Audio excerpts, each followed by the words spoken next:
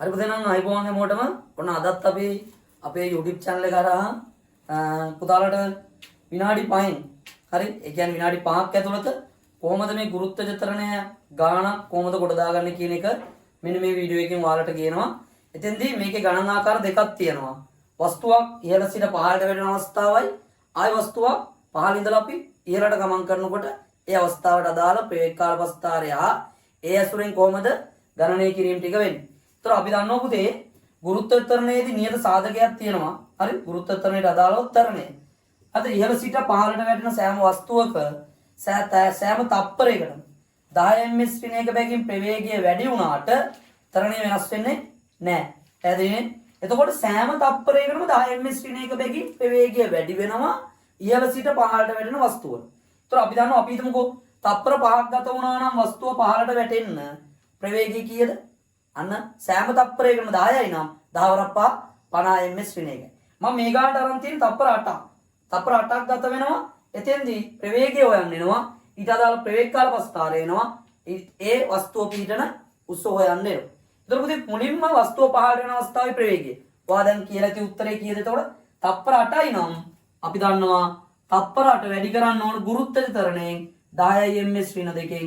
අන්න පුතේ මේ තප්පරයට මේ ඍණ තප්පර දෙකෙන් එකක් කපලා ගියාම එකක් ඉතුරුයි. 8 වරක් 10 80යි ms ඍණ එකක් එනවා.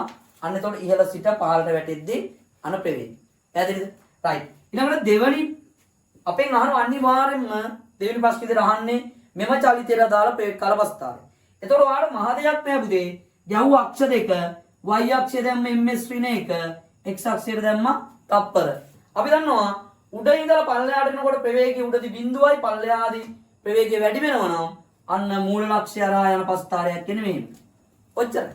ඕනම අවස්ථාවක ඉහළ සිට පහළට වැටෙන අවස්ථාවේ ප්‍රස්ථාරය මේක. අපිට තියෙන අගේ දාන විතරයි.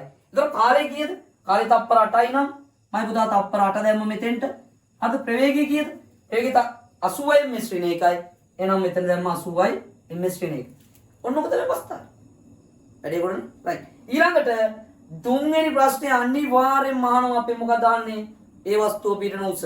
උස හොයන්න නම් පුතා අපි දන්නවා ප්‍රවේගකාල ප්‍රස්ථාරයේ කොහොමද උස හොයන්නේ? ඒ රූපයේ වර්ගඵලයෙන්. දැන් මෙතන තියෙන රූපය මොකද්ද පුතේ? ත්‍රිකෝණය. එහෙනම් අන්න තුන්වෙනි එක ගන්නවා අපි උස සමානයි ත්‍රිකෝණයේ වර්ගඵලය. රයිට්? ත්‍රිකෝණයේ වර්ගඵලය වෙන සමීකරණය ඔලුවට එන්න ඕන පටස් ගන්න. දෙකෙන් එකයි ආධාරක පාදය වැඩි කිරීම ලම්බ උස. හරි? දැන් යන්නේ ගණිතේ නේ. එතකොට පුතේ කොහොමද එන්නේ? දෙකෙන් එකයි ආධාරක පාදය වැඩි වෙයි. ආධාරක පාදය මේක. තප්පර හොඳේ. ආධාරක පාදයට ගන්න. 8යි. ලම්බ උස වෙන්නේ අන ප්‍රවේගය කීයද ප්‍රවේගය 80යි. දෙකට දෙකේ එකයි 8 දෙකේ 4යි. 4 වරක් 8 32යි.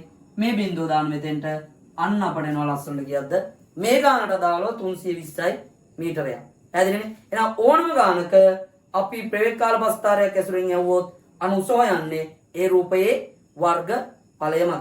රයිට්. එහෙනම් අපි ඊළඟ වීඩියෝ එකෙන් හම්බෙමු. එහෙනම් හැමෝටම උස්සරණයි පරිස්සමෙන් ආයුබෝවන්.